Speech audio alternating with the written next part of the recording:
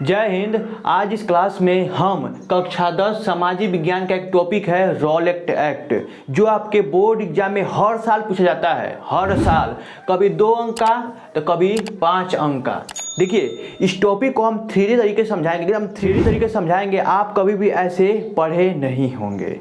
ठीक है, चलिए हम वीडियो को स्टार्ट करते हैं। यहाँ पर देखिए रॉलेट एक्ट क्या है। सबसे पहले ये जानते हैं रॉलेट एक्ट क्या है। रॉलेट एक्ट है ना, एक कानून का नाम है। कानून मतलब समझते हैं, हमारे ऊपर कोई धारा या कानून लगता है, कोई सरकार कानून बनाता है, इसी प्रकार रॉलेट एक्ट एक मतलब कानून है जो अंग्रेजों द्वारा बनाया गया एक कानून था। ये किस लिए था, कहाँ मतलब बनाया गया था। देखिए, जब भारत अंग्रेजों का गुलाम था ना, तो भारत जब अंग्रेजों का गुलाम था तो अंग्रेज थे ना, बहुत सारे कानून बनाए थे भारतीयों के ऊपर, सिर्फ भारतीयों के ऊपर बनाए थे कानून। वही कानून में से एक कानून था रॉलेट एक्ट। रॉलेट एक्ट जानिए, पहले भारतीय क्रांति को दबाने के लिए सिडनी रॉलेट ने एक कानून लाया जिसे रॉलेट एक्ट कहा गया। देखिए, जो भारत में उस समय अंग्रेजों को खिलाफ, अंग्रेजी जो थे अंग्रेज, उनके खिलाफ बहुत सारे कानून मतलब छेड़े गए थे। मतलब समझिए, पहले भारतीय क्रांति को दबाने के लिए सिडनी रॉलेट ने एक कानून लाया जिसे रॉलेट एक्ट कहा गया। जब भारत अंग्रेजों का गुलाम था ना, तो जो अंग्रेज थे ना, भारतीय के ऊपर ना बहुत अत्याचार करते थे, सबको पता है। और जो भारत में क्या हो गया ना, क्रांति हो गया। इसी कारण क्रांति को दबाने के लिए ना एक कानून लाया अंग्रेजों ने, रॉलेट एक्ट। और रॉलेट एक्ट क्या था ना, देखिए, इस कानून के अनुसार भारतीयों को शक के आधार पर गिरफ्तार कर लिए जाते, मतलब गिरफ्तार कर लेते थे अंग्रेज। जो भारत मतलब कभी संगठन बना के कोई भारतीय बैठता था तो उससे क्या होता था ना, कि जो अंग्रेज थे ना, देखते थे तो शक के आधार पर उसे गिरफ्तार कर लेते थे। तो समझ में आ रहा है कि नहीं, कानून क्या था। अगर 2 नंबर में पूछा जाए रॉलेट एक्ट क्या है, तो इतना लिखना है आपको कि भारतीय क्रांति को दबाने के लिए सिडनी रॉलेट ने एक कानून लाया जिसे रॉलेट एक्ट कहा गया। और इस कानून के अनुसार भारतीयों को शक के आधार पर गिरफ्तार कर लिया जाता था।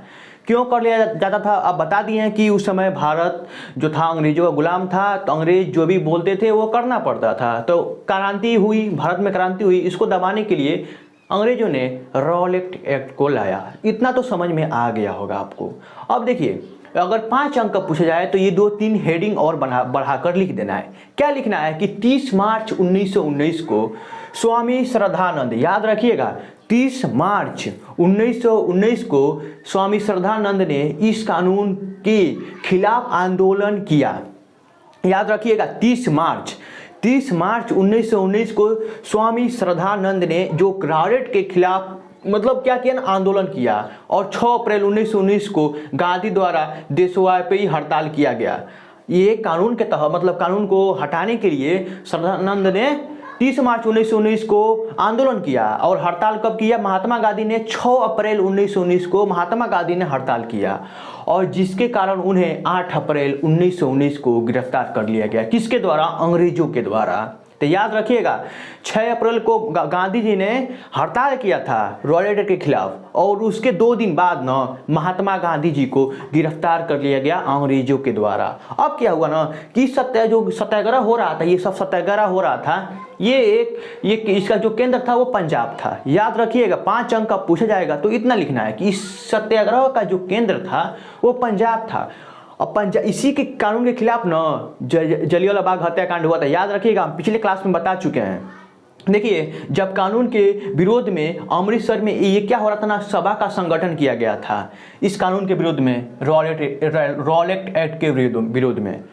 मतलब क्या किया गया था ना, इसके विरोध में एक सभा किया गया था। उस सभा में क्या हुआ ना कि एक आर्डाइन था ना अंग्रेज, उसने क्या किया ना, गोली चला दी और भरी सभा में सबको मार डाला।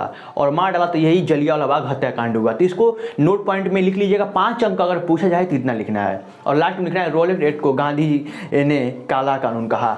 देखिए, आपको ज़्यादा गहराई में नहीं जाना है, बस जितना बताया जा रहा है उतना लिखना है। ये नहीं, देखिए, सामाजिक विज्ञान के ये नियम है ना कि जो क्वेश्चन को ना टॉपिक वाइज लिखा जाए, टॉपिक वाइज, तो नंबर अधिक मिलता है। आप अगर इसमें मिक्स मसाला कर दे रहते, देखिए, हेडिंग ऐसे बनाना है, लिखना है। अगर 5 अंक का पूछा जाए तो 4 हेडिंग, 3 अंक का पूछा जाए तो 2 हेडिंग, अगर 2 अंक का पूछा जाए तो 1 हेडिंग, ऐसे लिखना है। ये समझ में आ गया होगा आपका पूरा। चलती है। अगर ये पूरा आपको समझ में आया तो मिलते हैं अगले वीडियो में, तब तक के लिए जय हिंद जय भारत।